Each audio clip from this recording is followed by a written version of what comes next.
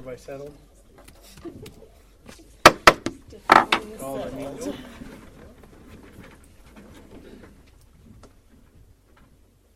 I pledge allegiance to the flag of the United States of America and to the republic for which it stands, one nation, under God, indivisible, with liberty and justice for all.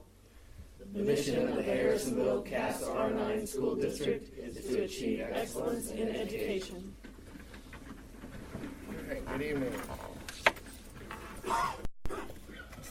All right, preview of the agenda.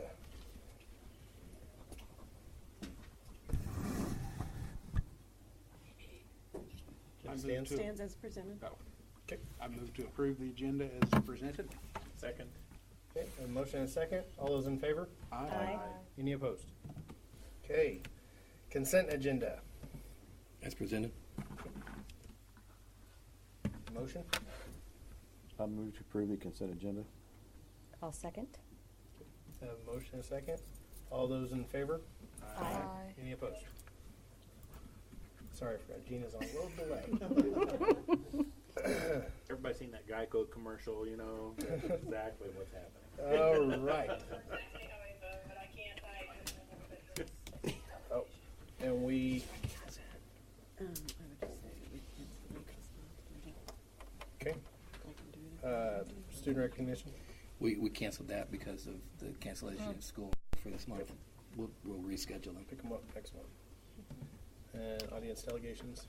there were none. Okay. PTO. You're up. Yeah.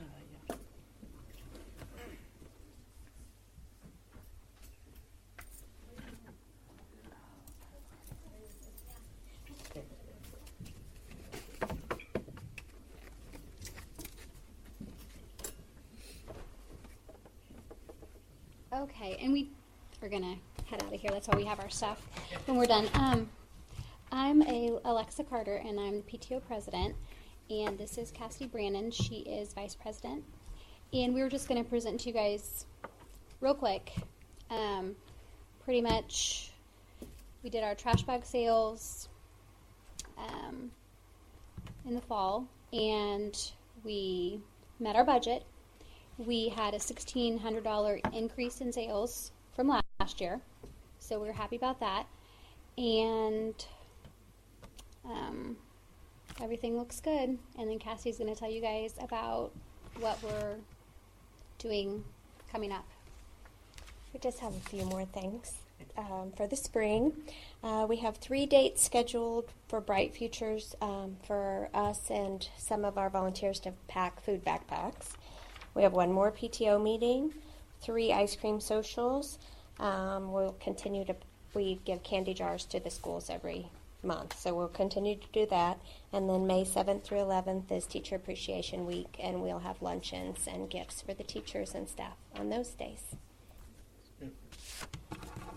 Well, thanks for all you do. That trash bag sales is a well-oiled machine. You go there and pick up. I'm always amazed at how you guys can move out that many at one time. Like go fill up a truck full of them. Cause It really is slightly amazing.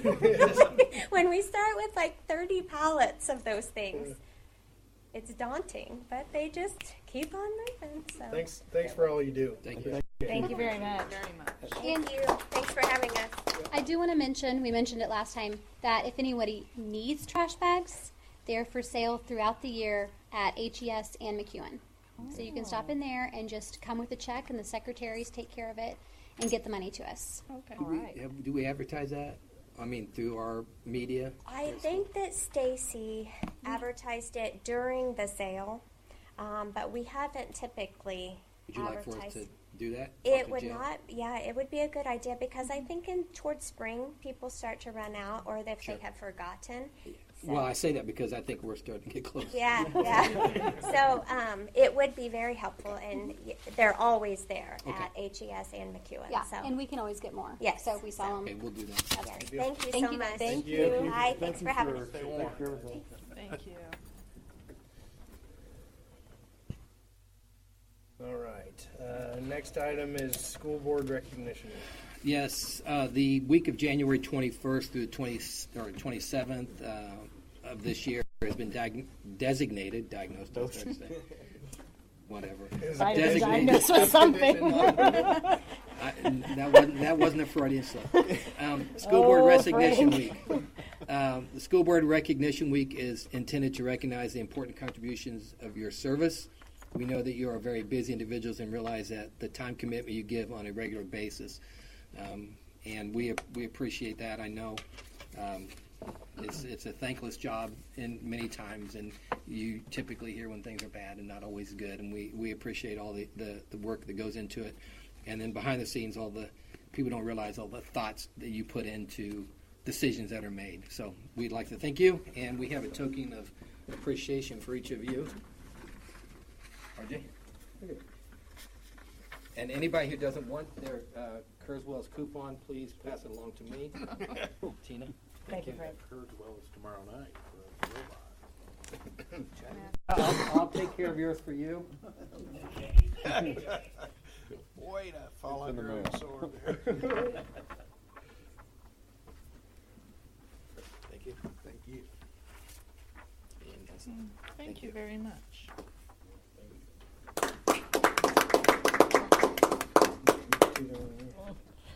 All right. Thank you for that. Moving on to MSBA delegate report. It is that wonderful time of year. No man's life, liberty, or property is safe. The Missouri General Assembly is in session. So I actually made a page of notes yesterday, and I grabbed them to bring them here tonight. And when I got out of the car, I looked at it, and the page I grabbed is all the contractors I've got to do repair on our house. But the key highlights that I do remember. Number one, February, I believe it's the 13th, and you may know off the top of your head, Susan, is the legislative day for the MSBA. If you've never been involved in that, On my desk. it's a, pardon me? It's on my desk. Yes. Oh, okay, that's okay. I'm pretty sure It it's is. the 13th. That is it? correct. Okay. That is correct. If you've never been involved in that, if you can take the day and do it, it's worth doing it. It's in Jeff City, obviously, and it gives us as school board members a chance to visit face-to-face with our representatives, our state senator, and others from other districts, but to, number one, let them know our opinions, which is always important to those guys, but number two, to let them know that the MSBA does a good job of letting them know we're watching and we're paying attention, but it lets those guys know that it's more than just the big mass MSBA lobbying arm. It's us as individuals who sit in the seats and make the decisions, and towards the end of the year scratch our heads and say, how much is the holdback going to be this year? If anybody does, I'm planning on going. If anybody would like to join me, I'd be more than happy to ride share or whatever. Let me know. Obviously, the key topic right now across the state is the challenges that are going on within the governor's office and the state school board. The one thing I wasn't aware of until I read about it last week, Frank probably was, but it had escaped me. I'm sure you all heard that Greitens pulled and then reappointed his 5 appointees. I didn't realize that then allows the state Senate to wait until May 30th. That's the deadline by which they have to confirm, which means at the moment there's no quorum, which means they can't appoint a new commissioner. They can't do anything because they don't have a quorum. There are 5 potential appointees sitting out there. So, in my opinion, this is a regardless of where you stand on that whole issue of how that was handled, this is a vacuum that our legislature needs to address, not just for this year, but this whole process that allowed us to get to where we now have basically an impotent school board with no commissioner. It's kind of scary, really, if you think about it. Mm-hmm. Legislators are beginning to file bills, lots of them out there, 4 that are related to education right now. Donna Fauch has submitted one. This was what was on my notes, and I can't parrot it without referring to my notes, but they're out there, so go take a look. MSBA is doing their usual job of vetting them and trying to keep us informed. So watch the information that you receive from them. Remember to, this is my personal editorial, but remember to MSBA, is a lobbying arm. They do a lot to support us as school boards. They also have a specific lobbying agenda that we voted on, but we may not all always agree with everything that our organization is lobbying for. So be sure to voice your opinion, particularly if you differ with MSBA, as I often do. So that's all I can do from memory. Feel free to. Do I need to register you for? Yes, Matt, Okay. please, if you I would. will. I meant to ask you that earlier. And I think the Donna Vouch bill was giving parents a grievance process if they had disagreements with the school district on their Gifted. gifted Thank you. students. So if a parent was in disagreement with the testing or the district's recommendation that they weren't a gifted student, then they could appeal that process. I have a list and some background of some current bills that have all been filed and where they are. I'll try to tomorrow email that to you all just so you have it. It's not a lot has gone real far, but it'll give you some idea of some of the stuff in both the House and the Senate have been filed. So. Okay. All right. Also, if I could add to that, on February 9th is, and I don't know if we've sent this out yet. We'll be putting it in the Friday letter as well, though. But February 9th at 7:30 a.m. is our Cass County Kids First meeting. We sent that out too. Okay, that's at Belton. That's an opportunity. Our legislators, area legislators, are there to express any discussion, and that usually lasts about an hour and a half.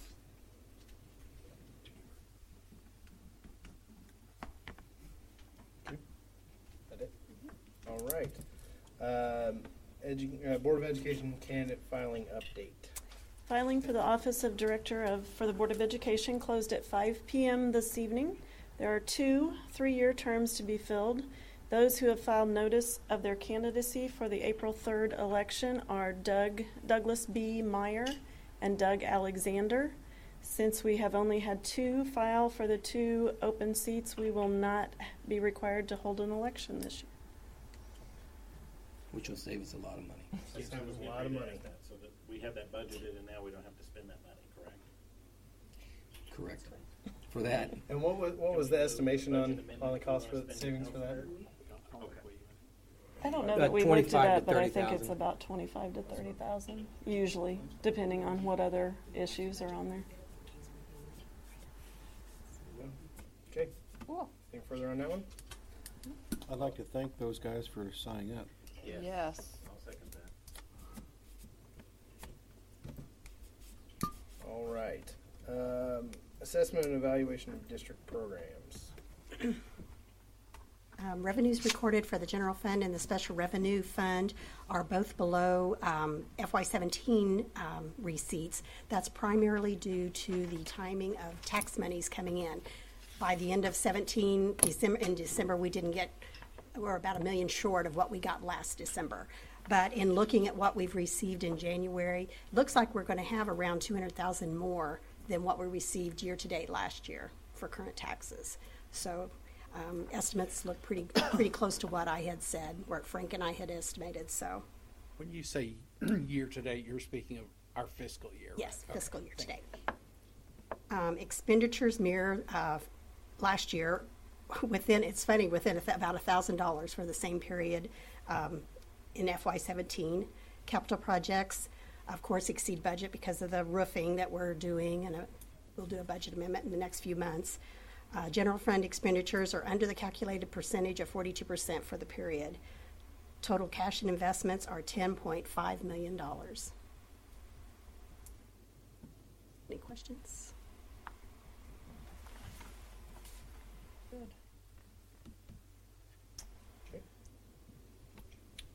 Guidance and counseling. Yep.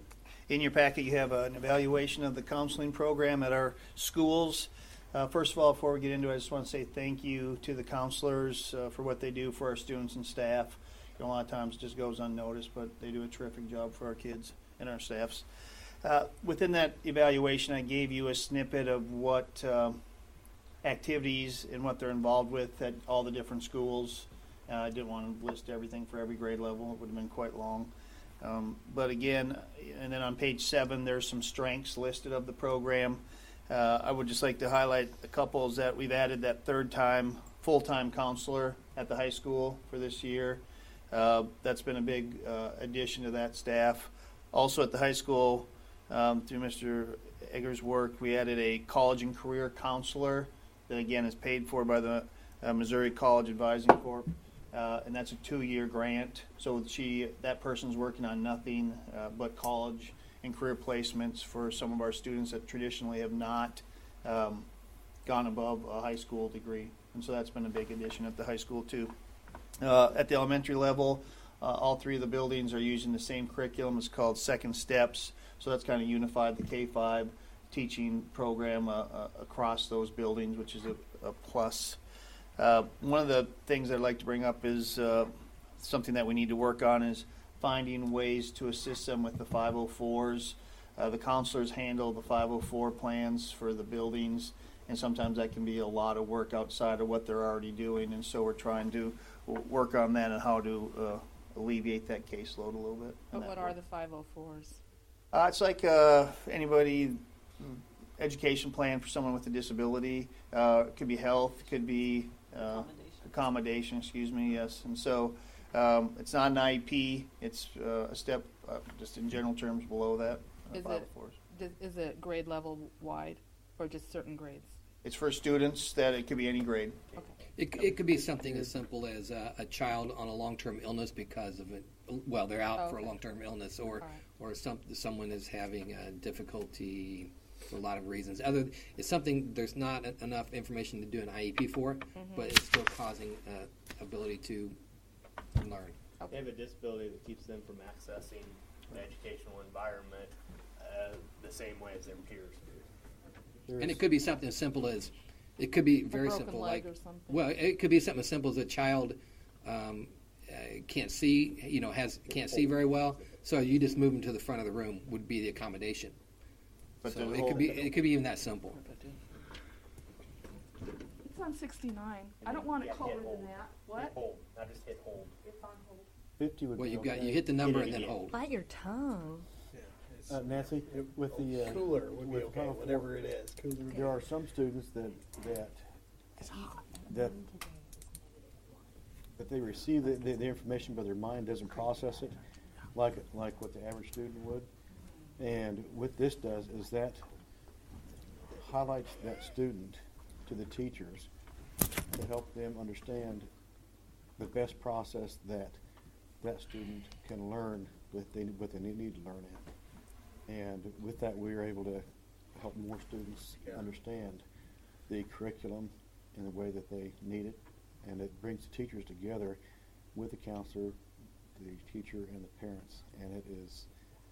How many would you say there are? How many 504s are there, would you say? I would say probably 40 to 50. District-wide? And definition of that, too, is a student must be determined to have a physical or mental impairment that substantially limits one or more major life activities. So that's a pretty broad right there. You think it's more? We had like 30-something in the high school. About 30-something. Yeah, and one building alone. Okay. So. It's just something we're looking at as we have our counselors meetings and go to the training on 504s. It's a really good tool. Sure. Is the career and technical certified counselor not part of the district counseling program, or is there a reason that they're not on there? Did they not turn their information in, or? They're not on there. Considered separate for some reason? Upon the building counselors, nope, that Kristen's listed there, compiled by building counselors on the report. Okay, I'm sorry, I missed it. Just at the beginning it says the evaluation was compiled by the building counselors, and they're all listed. Kristen Quigley. There just wasn't a separate section for the career and technical. I just included a high school sampling what they did. Sorry about that. Okay, thank you. Yep. I have a question for you, Dan. Sure, Bing. In the high school section, it talks about the district testing. It talks about an adaptive program with the assessment for the ACT that they can take throughout the year. What's the follow-up with that? So you've got a student that doesn't do so good on the mock test, do they just keep taking the test, or do the counselors assist them with areas that they need help in, or how does that work?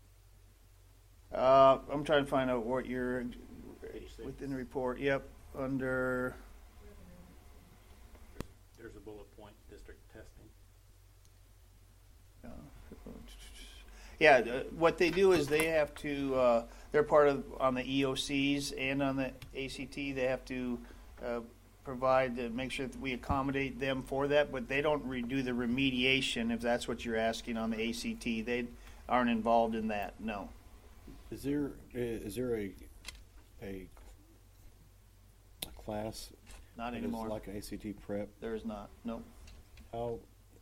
I think that would be really beneficial for our students to have something like that, even though we are testing whole junior class now. If there was some way of having a prep for that. We're looking at one of our online courses is something we're looking at implementing. Going forward with that. That would be money well spent. Isn't that correct, Dan? I mean, that's part of. We haven't looked directly at an ACT, but there's some models out there that it could be used as, like, instead of going to a study hall, when you have enough electives at your head, you can go to an ACT prep type class. But we haven't looked at the full schedule on that yet. Because there's a lot of nuances in there that kids aren't aware of or realize. If they're prepared for it, then they'll score higher. And that's. And how are we going to integrate the knowledge that we get with the scoring into our 4 tests that we're going to offer next year, so we can get the right student to the right test? That'll start, again, it'll be a little harder next year jumping right into it, but hopefully as they come in from 8th grade into 9th grade, they're developing these career paths and what they want to study. And from that, and along with conversations their sophomore year on the advising into their junior year, it'll start to be addressed about these 4 tests and to get the parents to think about it. Ultimately, it will be the parents' choice and the student's choice about what are the tests they want to take. Is that starting August of this year, 2018, which is technically next year, school year wise? The what part of that being? Where we start guiding the students and giving them the choice, and letting them know that they actually will have a choice. Probably more of the knowledge about what the different paths are and the classes that are offered for that. Like if they want to go down the Career Center and take some classes down there, or if they want to take more advanced placement classes per se. So I'm specifically talking about the Work Keys assessment, the ACT, the Accuplacer, and the ASVAB. Right, the ones they're taking in their junior year. Yep. I didn't see any mention of those in this. Yeah, again, it talks more, that's referenced in the career paths and just the knowledge and bringing it up and talking more about it. But I don't think there's anything directly that we do, right, that would start talking about it and saying, so that's something we could work on. But the counselors need to make it part of their plan. This is the plan they're presenting, correct? And it's missing some pieces. You mean so the kids know which test to take? Is that what you're saying? Right, and so that the counselors know that they will be helping students with these 4 tests, not just the ACT. One of the tests that they'll take. They don't take all 4 of them, right?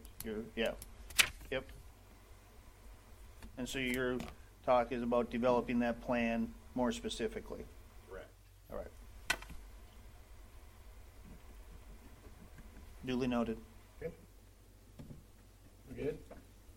All right. Moving on to appointment of board members to attendance committee.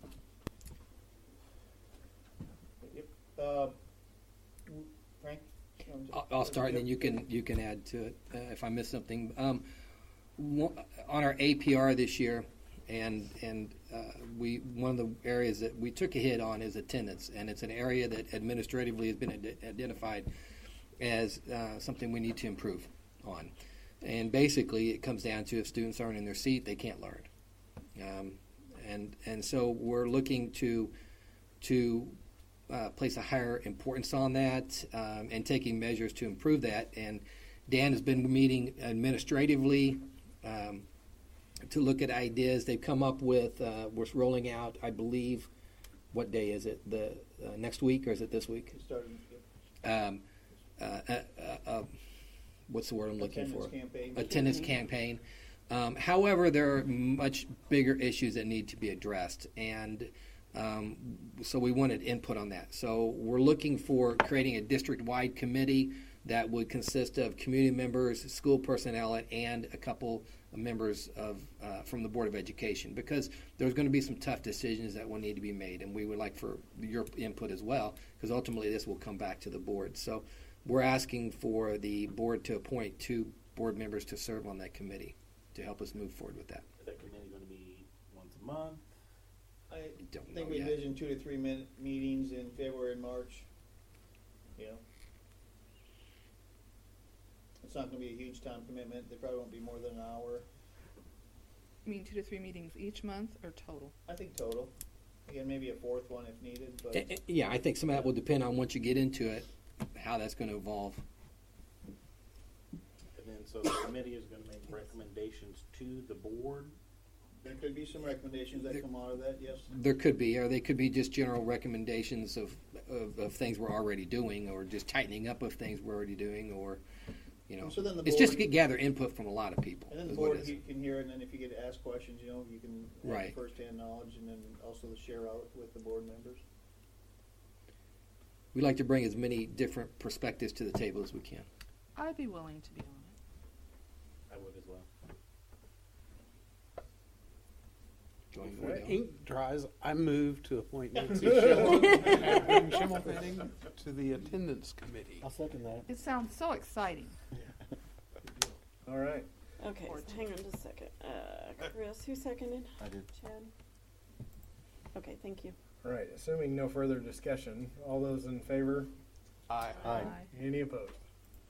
You got Dina's eye? Yep. All right. Passes. All right. District Dyslexia Coordinator. And I believe you've seen this in a couple of the Friday letters that I've sent to you, but with the passage of the new state law next year, that goes into effect next year, it requires us to screen every student K through 3 by October of next year, and incoming students the preceding years, as well as training as well as training teachers to work with dyslexic students. So it's not just identifying them, but then it's going to be basically coaching. I'm proposing that we hire a district technology coordinator. My reason for this is I'd like to get ahead of the game on this. I have a strong suspicion. Dyslexia. What did I say? Technology. Oh, excuse me. Dyslexic. Sorry, Mike. I would like to get ahead of this game because I suspect that, like most things in education, it's going to snowball into something much bigger as we move forward over the next couple of years. I strongly believe that we're going to have a lot of students next year that have to be screened, and then the teachers, we're going to have to work with those teachers.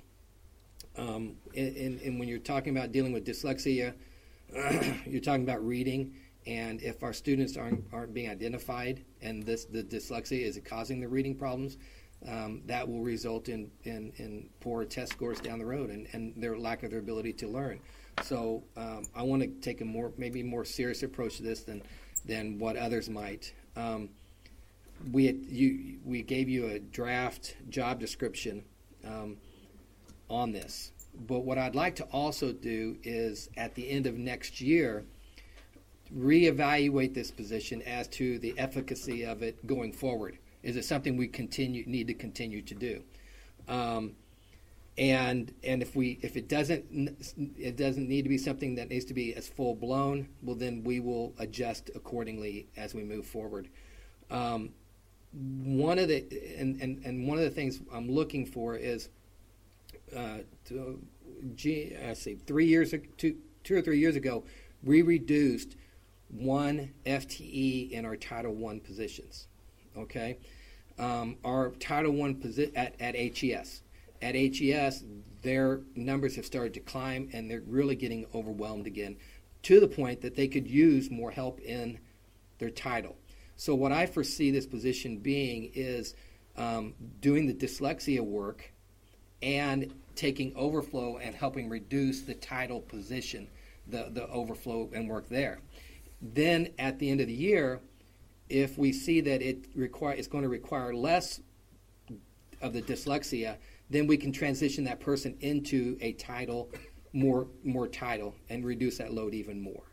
Because again, when you're talking about title and reading, you're talking about the fundamental basis by which people learn. So I think it helps us in two areas. We were going to look at adding a Title I position anyway to help with that. This helps us in both of those, but it specifically lines out that person is going to be the focus, or the person driving the dyslexic part. So that's where we are on that. The salary would be the same as a teacher salary, with the addition of any if we did need any summer hours, and at this point I don't foresee that, but it could be. Then we would do some summer hours as well, potentially. I think it. I have a couple questions, Frank. Okay. To you or whoever. I got on Desi's website and just did a little research so I could at least know what I was voting on, talk about. And I got some numbers from you too. Thank you very much. Uh-huh. From what I see, screening can be done by a teacher in groups, so it's not the same as evaluating. Is that correct? Yes. Until I would say yes, Gina, but I'm not 100% familiar with the entire screening process, how in depth it is. We have to send someone to be trained on that, and I would say until we do that, I couldn't be definitive. But generally what you're saying is true. Yes. Okay, and something else that I read too, and this just might be something we want to consider. That is, a lot of the kids that have been screened, they found were already being served. Not kindergartners, obviously, but first, second, third have already being served under the special ed department. And where this screening isn't necessarily a special ed screening, it's to Excuse me. kids are at risk. Well, and that's true. That's true. However, it could be that some of those students have been misdiagnosed too previously. So then that would pull them from the special ed to the dyslexic side of it. But again, I'm going. What I'm proposing is a little bit above and beyond, because a couple things. One is the screening. When you go back to the screening, they can do it in groups. But if we're talking about what they're saying, and this being as prevalent as it is, I want to make sure that we don't leave stones unturned, and that we're really assessing our kids well, or identifying them well. Probably better said.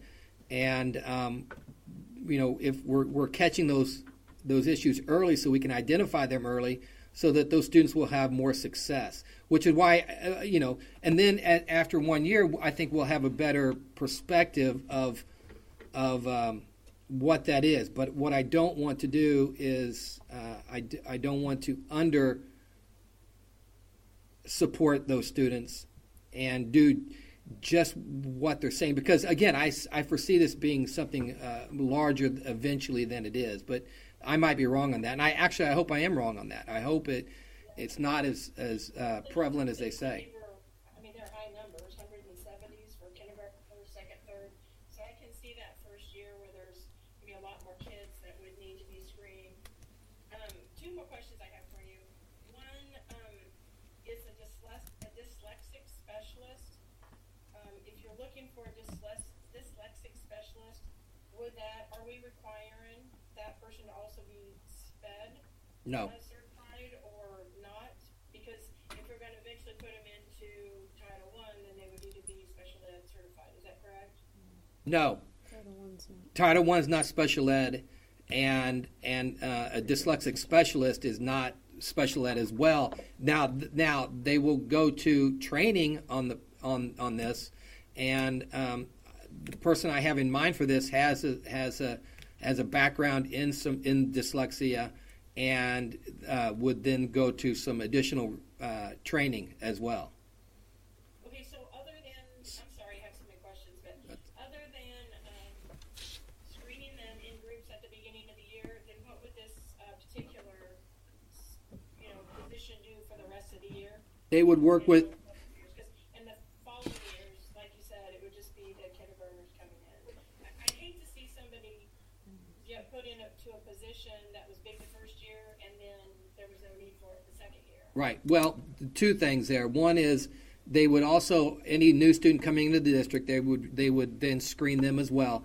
But I see a bigger component of this, not so much as the screening and the identifying, which we will, but I believe the bigger component comes in and is coaching and training the teachers, which will require some ongoing process, at least for the first year. So that would be the first year. The second year, again, what I'm looking at is if, by putting it or pairing it with this Title I position, is that person would then, let's just say, and I don't know these numbers to be true, I'm just throwing them out there just for example purposes, but let's say it's a 70-30 split the first year, dyslexia, title. It could be very well the next year that we use it just to reverse of that title person would be more used in the or that dyslexic person would be more used in the title, and then screen incoming students, kindergarten, and new students, and then do any more training of new teachers or ongoing training as we move forward. I think that one of the things that. One final question, and then I'll be quiet for a couple minutes maybe. Okay, is that 4? Is that 5? That's.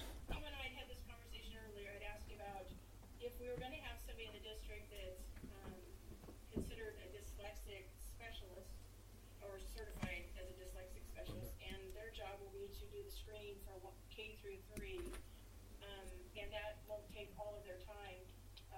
I really would like to see if we're going to add that person that they work with. It says in their job description that they would also work with the upper grade levels as well, because we have kids with dyslexia in the upper grade levels. No, you're absolutely correct, Gina, and that's I'm glad you brought that up, because that will be something. Once we identify these students, then we will need, I think, an extension to that, identify those kids. So that has been part of the thought process. I just didn't put that on there, but that will be an expectation, so that we go back and try to catch those students that have fallen through the cracks previously.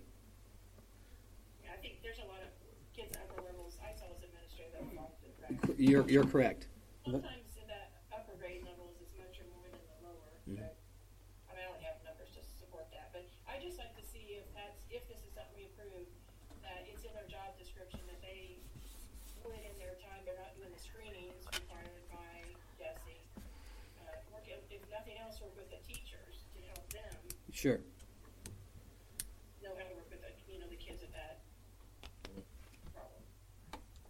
I think that this is a excellent course of action to take, because our students at that early childhood and the elementary schools, that's where the biggest impact on increasing our future test scores. And if we can help these kids get some methods of learning and understanding why they are seeing things the way they are, it also helps our parents better reach those kids. And that is, it's just, to me, it's a win-win situation for our district. And I see it like how you do. In the future, it's going to grow into not just a K through 3. We can utilize that person throughout the district on that. And I'm totally supportive of it.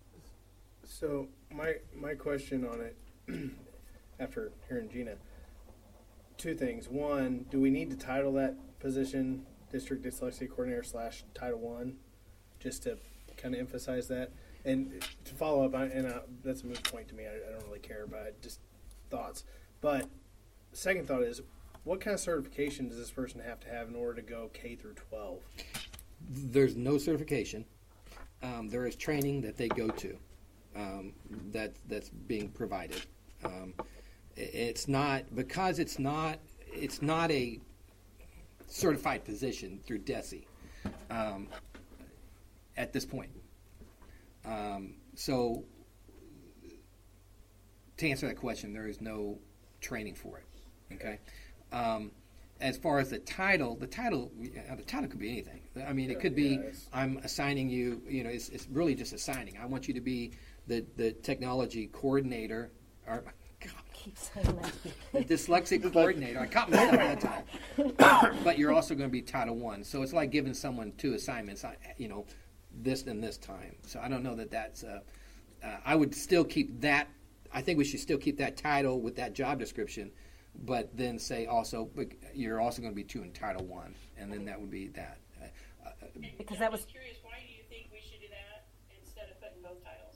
Well, because let's say we phase it out later, or because a Title I person is a Title I person, and I think it just you can still have different titles with different job descriptions, but one person doing 2 jobs.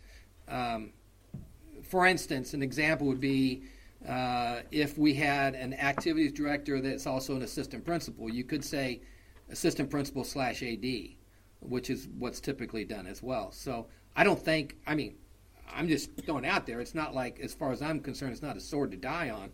But Well, I'm just thinking that if it's a job that a teacher could do, that we didn't have to have a specialist for, and I see some benefit in having a specialist, I certainly do, but I'm just thinking if it's a job that the teachers could do in groups, according to DESE, in terms of just screening, obviously not evaluating, then, and if that person, we think it might be a 1-year thing already, and then they'll be title, and if we already know they're going to do 30% title, that, why wouldn't we name it?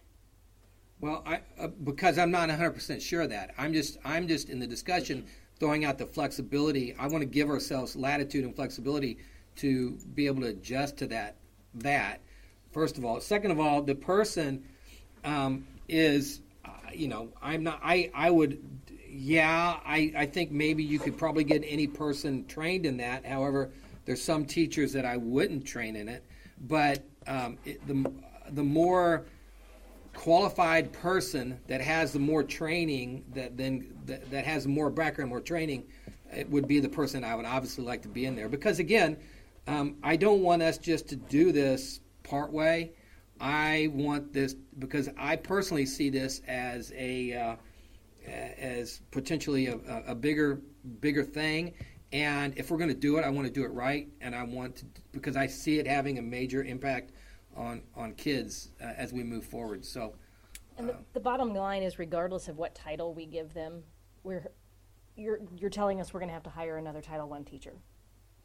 Yes, I will be recommending that. At the end of, so it would make most sense, instead of taking a teacher that we've already, putting more on a teacher that's already there, if we're hiring this new teacher or bringing a new teacher into this spot, to give them this additional responsibility. Mm-hmm.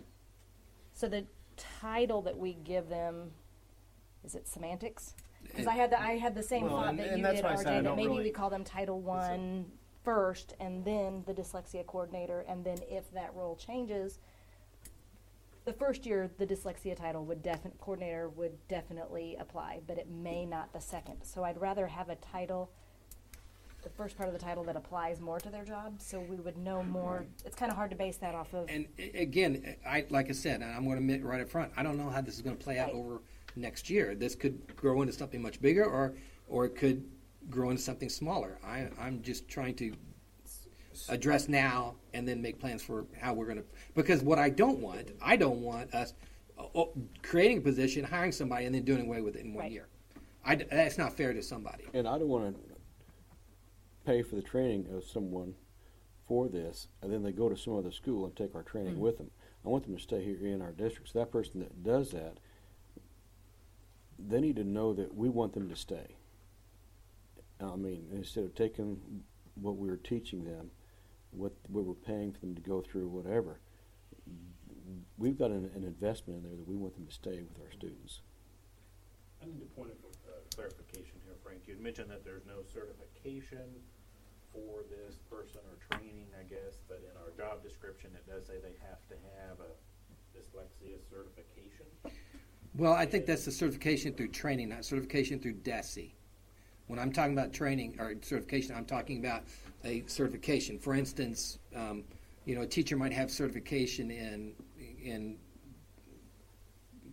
1st through 6th grade, or language arts or science, something like that. That's not what there is no DESE certification for it. Okay. Is this going to be like a specialized type of position? This is their specialty, this dyslexia. Mm-hmm.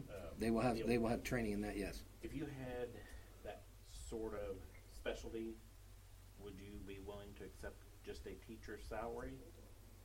So are we going to have trouble finding somebody to fill this position on a teacher's salary because they have this special? Right. No, because this, like I said, is going to be comparable to that of the Title I person. They'll be in that Title I, this person, and that training is a supplemental training. It's not like I've gone out and got an advanced degree. It's not like that. So it's sufficient. The teacher salary is sufficient for that position. So my other question is, and I kind of see what you're saying. It makes sense. I mean, with the law changes, but just for sake of having a fully understanding it, this is above and beyond what DESE is requiring. Yes. What is it that DESE is requiring? I mean, if we just wanted to say we're going to do the bare minimum, not that I'm recommending that by any means, but what do they require? Okay, bare minimum would be that it just says screen and identify, and then you have to work with teachers, train teachers how to work with dyslexic students.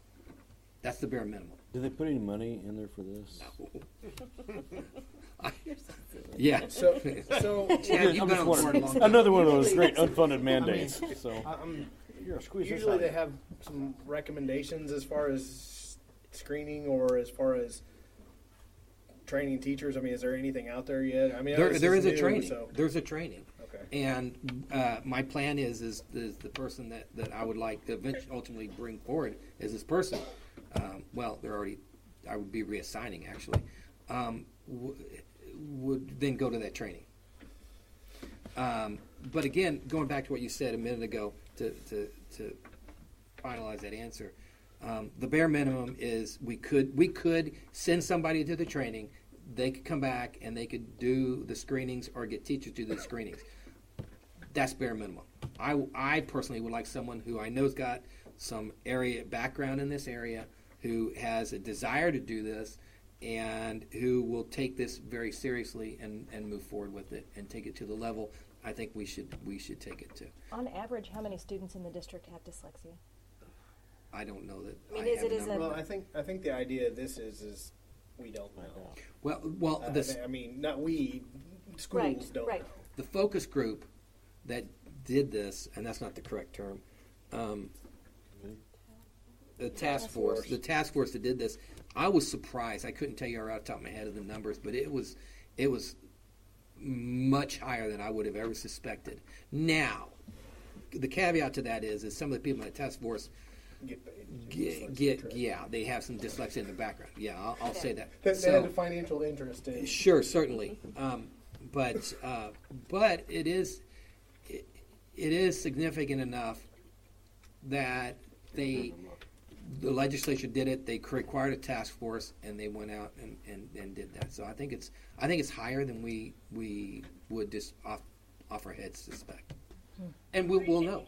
Have you given any thought to what tools will be used and what the cost is going to be for the tools, and will they use multiple tools to screen? I don't know. I actually, Gina, I would think that would come back from the training. I think they're already broken down on the website. Oh, they are? The tools? Dan stated that there's... Yeah, Dan stated that... Dan stated that there are some tools, and they're broke down on the website. Some possible screeners are Dibbles, AimsWeb, Phenom, some inventories out of Texas. Also, the DRA2 component can be used. Pearl. Did you say Pearl? DRA. DRA2. Chronological awareness. I just didn't know if these were. I was just curious if they're so something that's major enough we have to budget for those in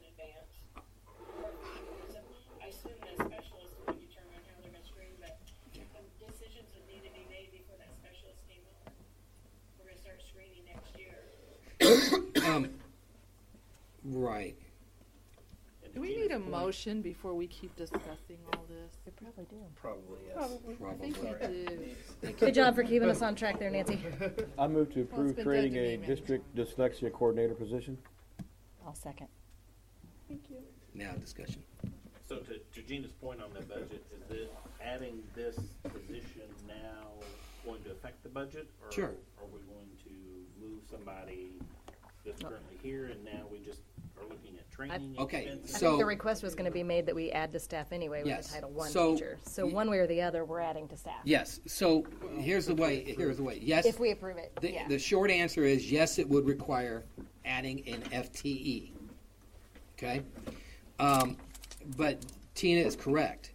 Whether let's just say, for instance, we decide we're not going to do this. I will still be requesting before the end of the year that we add an FTE for Title I as well, because they want that. I'm looking at combining these two positions.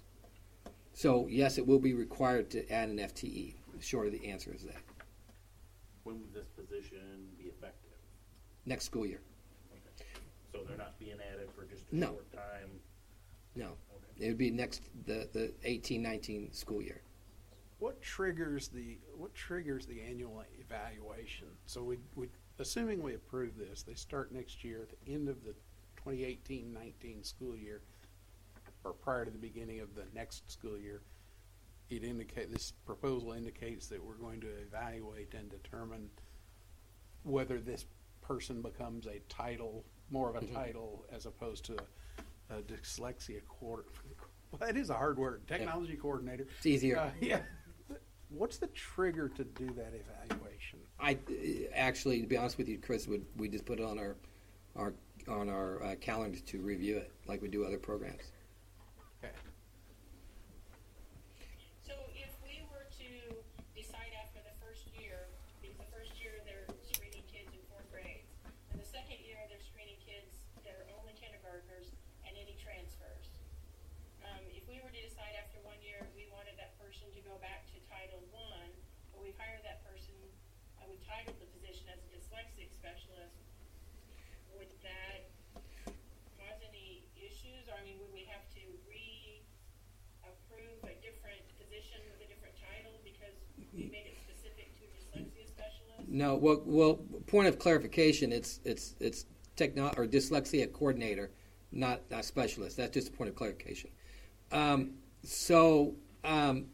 No, because it's just a matter of where they're going to be spending their time, and we do that. Gina, you do that every year in the buildings. You make decisions about where you're moving your staff to. So it would be no different than taking. Let's say Mark is at the high school and his numbers are way down and I'm just going to throw something out there, okay? Say science, which is not the case, but let's just say it. Well, then he has a teacher, and he looks and says, okay, well, I can move you over to this position. So you're just really moving a teacher within the frameworks of the building. So I don't know that you would have to reassign that person. It's just their title right now is this is what it's going to be, Title I and dyslexia coordinator. But to, you said it wasn't going to be the title. Well, they're going to have some title responsibilities. Okay, so it won't be the title, but that would be a responsibility. Yes. So, but at the end of the year, if we see that that's going to change, then we would just say, you know what, we're going to use you 30% of the time on this dyslexia stuff because we don't need you anymore 70%, and we're going to reassign you, and you're going to do more title. And this is something that we can discuss next year whenever we have to readjust that title if we need to. Yes.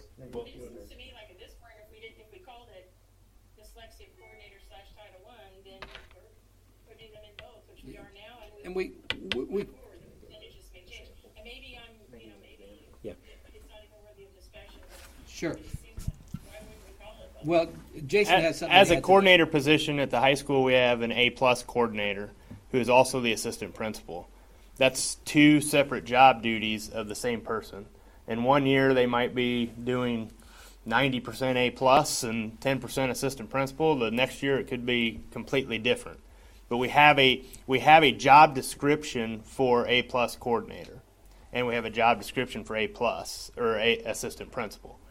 That happens to see the same person. Next year we might have to reevaluate and say, this person's not going to be it. The A plus coordinator position is going to go to here. So the dyslexia coordinator position could move to this person and have these duties. So I see it as separate. We're adding an FTE. That's one thing. That's really what we need to decide on, is adding the FTE. Exactly. Then the coordinator and who's going to do that and what is always fluid from year to year. And they might have positions. We have coordinator needs to get done. It might be a title person.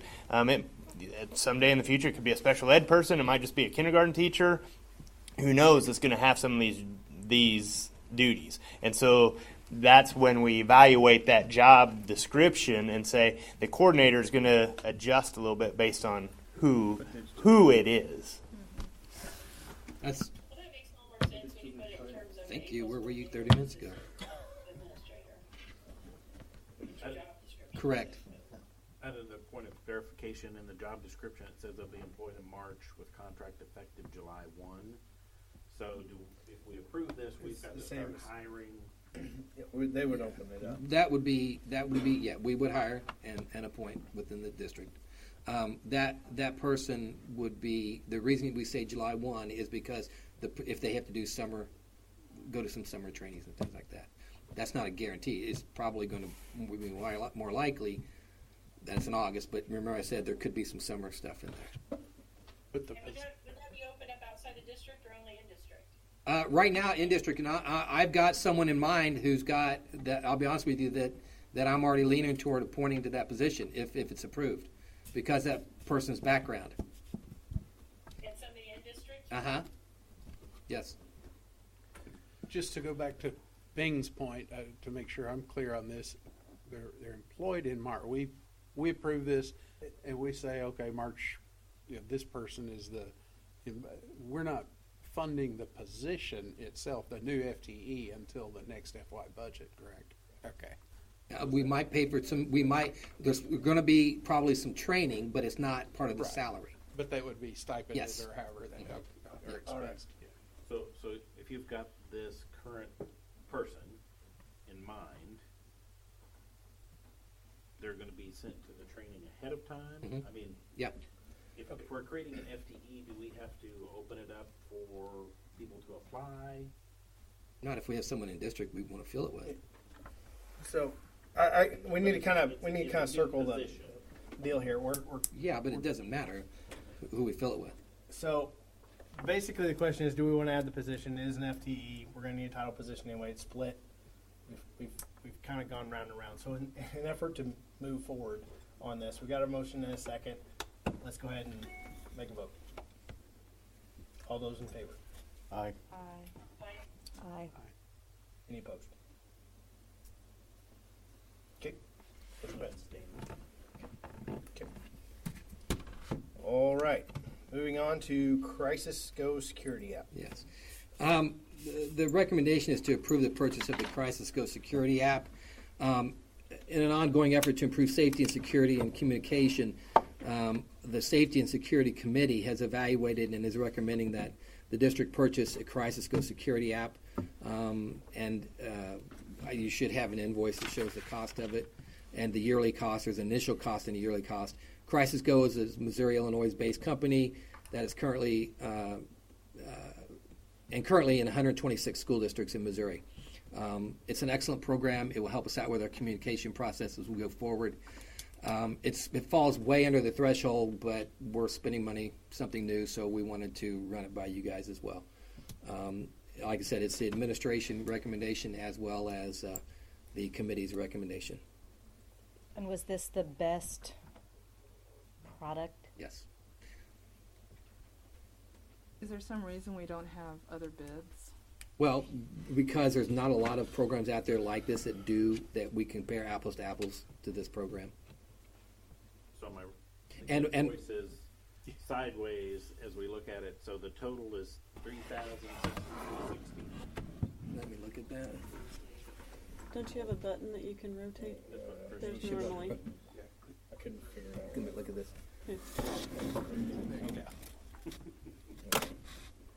Thanks. Same way. Yeah. Chad needed help with that. It's fine. Rotate It works. that. Totally works. Kathy, rotate that up there. Without the numbers right in Yeah. front of me. Can you see? There's a. I believe it's. I had to defer to that without having any First year one cost with the little round area. $46.63, and then the annual renewal cost $3,000. Yeah, I can't rotate it as well. Is it a 1-year contract? Or 2 year. 2 year. 2 year contract, and like I said, there's the initial cost, and then And exactly what it does. do you want to know? There's a video link. Yeah, there's a video look link at that that. shows. Yeah. It's actually a pretty good video. It's about 4 minutes. And Well, dang, you don't have a button. I mean, it doesn't dig down Okay. in right there, but it There we go. shows at a high level. Yeah, Sorry. it's up there. Yes, it kind of summarizes Got totally sidetracked by how's turning it. the administration and the building administrators a single place to coordinate all of the activities that have to happen in any kind of an emergency. As well as communication. There's a button on there that sends out an alert or alarm to all the devices, anybody's device. So as there's instant. So let's just say, for instance, I use the Your high device school. is not like mine or Anybody who's linked to it. Linked to that. So let's just say I'm in the gym and something's going on. Let's say someone comes in, an intruder comes in there. I can send it, and it goes to everybody in the entire building. So it sends that. It also automatically links to 911, so they're automatically notified as well. Oh, yeah, we need a motion. Sorry, guys. I'm a little slow on. We've never been real sticklers. Yeah, about that. well, try to be better. I'm just not on it tonight. Yes. Hold on, We're Dana. going to make a Hold on, motion. Dana. I move to. Go ahead. I move to approve the purchase of the Crisis Go security app. Second. Got it. Okay. Okay. I get so much feedback because I'm hearing myself. You mentioned that I'm curious what your building administrators think about it. You were going in and out, Gina. What the building administrators think about it. Okay. Well, the building administrators haven't had opportunity to use it yet.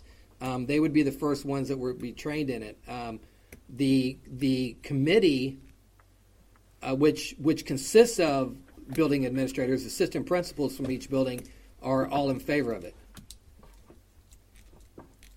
Is this one of those things that is going to be recurring every year after 2 years? That will be. You have to keep it updated. Some other things it does. It updates nightly with your rosters. So let's just say something happens tomorrow, and they have to take roll. They can do that on the Crisis Go app. It has a bullying component on it. It allows you to send out information to the teachers and communicate during a crisis. It also is a place to house the emergency operation procedures. Right now, they're in a 3-ring binder or something in the room. This would allow them to have it on their phone at that point in time. Look anytime. Right. That's a If good we idea. have substitute teachers, they can have it. Then it would be there as well. They would have access to that as well. So it's kind of like the dispatch center. I mean, Kind of. if something goes south, the dispatcher coordinates everything with fire, EMS, Yes. police. They coordinate everything. Yes, and this is automatically And this coordinates is- with them. But this sounds like this kind of does that in essence for the school district. Both. Yes, So- both inside and outside. So when I was looking at this, going out to the YouTube video and the website and such, it had two-way communication, but I didn't gather who could communicate on that. Administrators. So it'd just be administrator to administrator, no Yeah, it's not- teachers, no right. students, no. No, correct. It's administrators, so they can talk to amongst themselves and coordinate. What department would be in charge of the information and this Administration.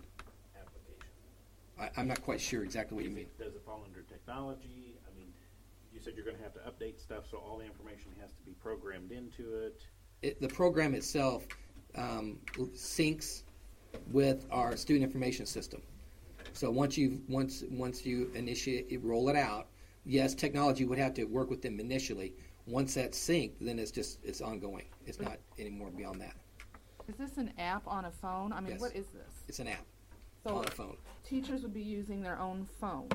Yeah, or any you could put it on laptops or like iPads or tablets. Yeah. I guess I'm just a little confused if they have these in the classroom to start with, and I think there's phones in the classroom. Can't they use those to call 911 if there's an emergency? Well, they could, but it's not as quick, and it doesn't get the information out to everybody as quickly. It's much faster. Plus, let's just say that happens as soon as something happens. 911 is going to get inundated very quickly. And again, the committee consists of both SROs, who are both police officers, and that was one of the things they really liked about it, is that they could somebody could send that out very quickly to dispatch, because dispatch would be connected with this. I feel You're cutting out again. administrators,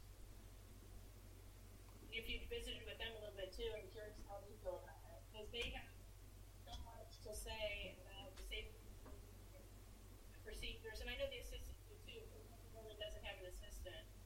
Who doesn't? Every building doesn't have an assistant. Well, the only one that doesn't would be, well, actually ECC, but in that situation, the middle school was coordinating with ECC, and HES was coordinating with McEwen. Is how that was working. And then you said on the that you didn't get more than one or many, but there are some others. Not that I'm aware of like this. No. Not that there aren't any like it. I've not found anything like this in my time looking. Okay.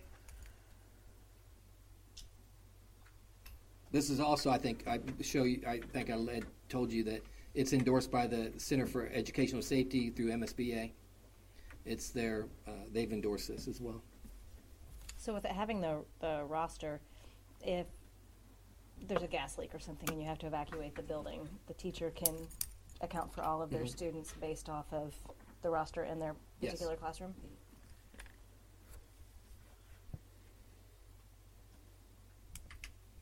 So it's right here. I'm sorry, misread. So there's no other company that provides this service for schools, is what you're saying? That I'm aware of, no. Now, I'm not going to say there's not one out there somewhere that I haven't come across, but I'm not aware of one. And the service start date listed on the attachment there says December 13th of last year. That's when they gave the quote. That's the quote. Mm-hmm. It would start whenever we I guess I would just like to say, since this is a very important committee, I would like to see at least one board member on this committee. I mean, we're on the attendance committee. I would like to see a board member on the safety committee. It's a pretty important thing to me.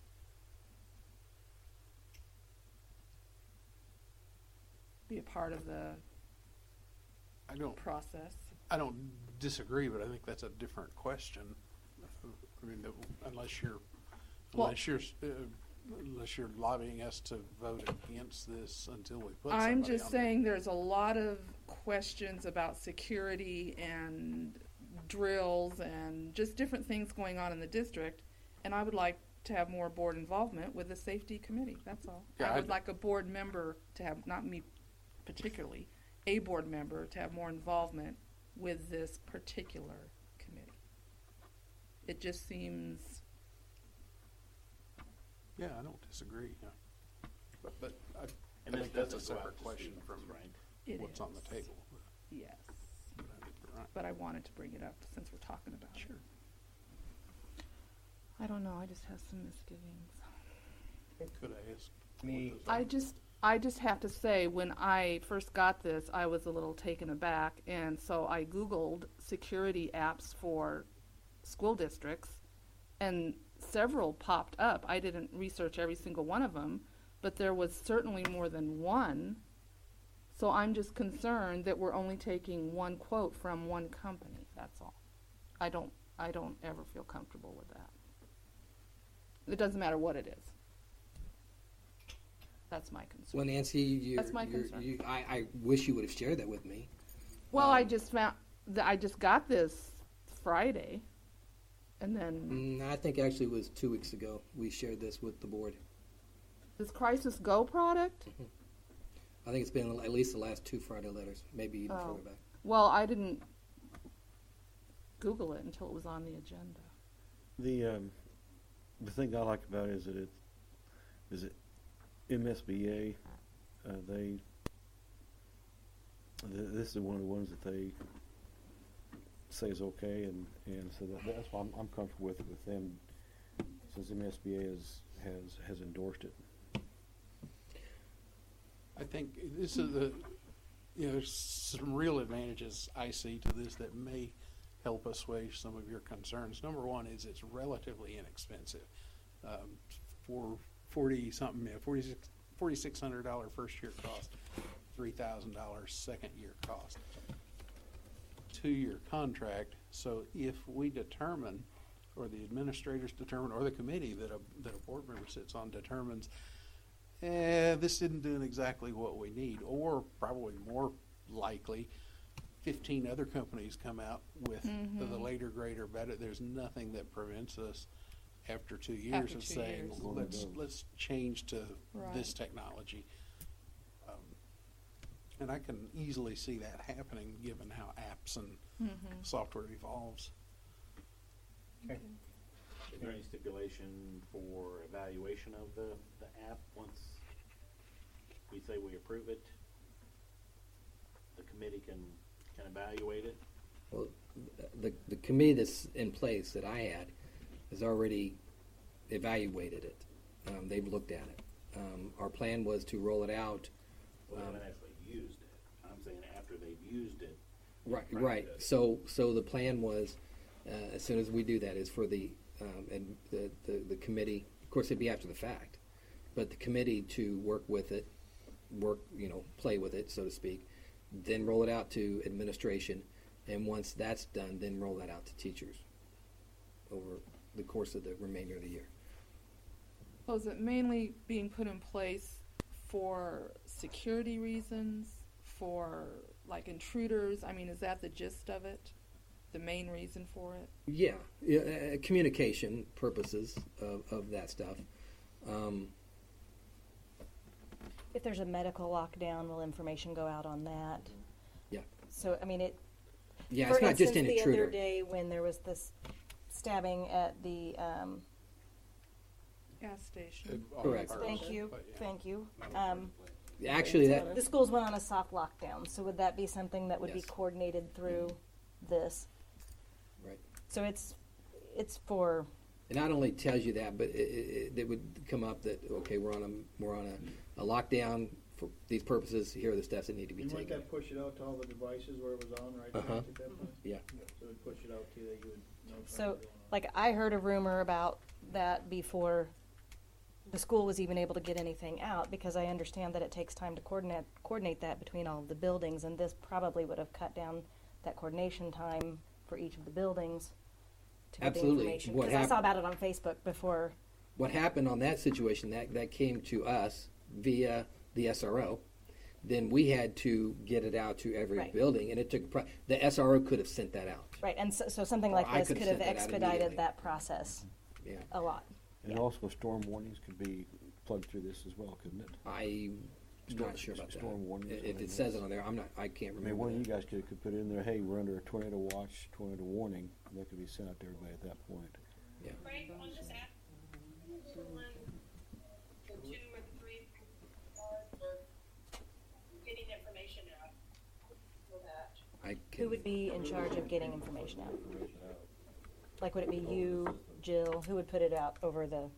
It would be, well, it depends on the situation. Something like what Tina was talking about, that would come from central office, primarily myself or one of my assistants. I would assume the training would include recommendations for setup and organization as well. Because I'm sure those folks have, they've seen it in action, they've implemented it in other schools, and I would recommend, do this. Correct. All right. Do we have any? I watched the video. Might have watched the short, but not the longer. But I mean, you have something all over. So nothing went out by mistake. We heard that on the news recently. Nothing went out by mistake. Like, you mean like what happened in Hawaii? Yeah. Right now, it comes from who usually puts it out based on who or your assistant, somebody that you delegate. So you're talking about, see what she's talking about? Okay. That it, I think.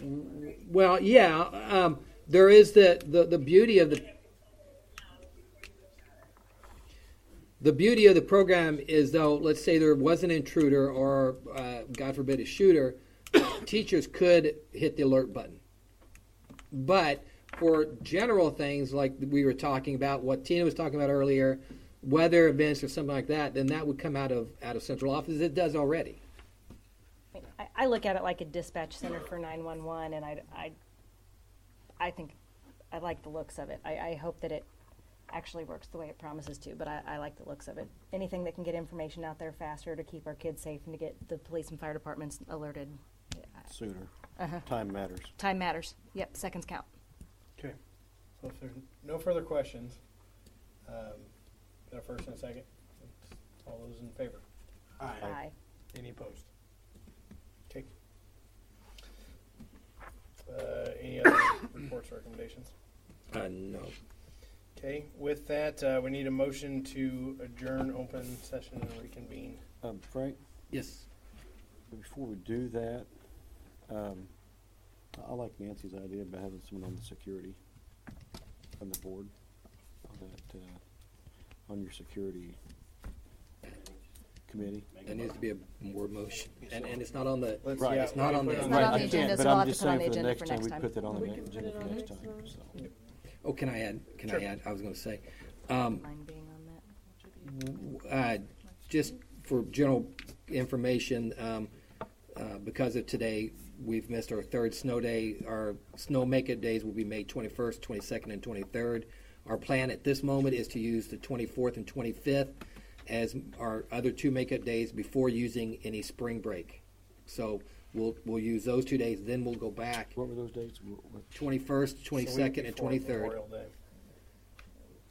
And then we'll do the 24th and 25th would be the next two at this point. And then we would go back to our Monday, Tuesday of our spring break. If we haven't already passed that, which I doubt that'll happen. Before we go to the second weekend after the 24th, 25th, 26th, 27th. My children will want to know, do we have 21st. school tomorrow, Frank? Yes, we have school tomorrow. All right. Thank you. But none of the big schools around us. All right. A lot of the rural schools. We need a motion to adjourn and reconvene and close. I move we adjourn, reconvene, and close. Second. Nancy, Yes. Chris, Yes. Bing, Yes. Gina, Yes. Chad, Yes. Tina. Yes. RJ. Yes. Thank you. Thank you all for staying.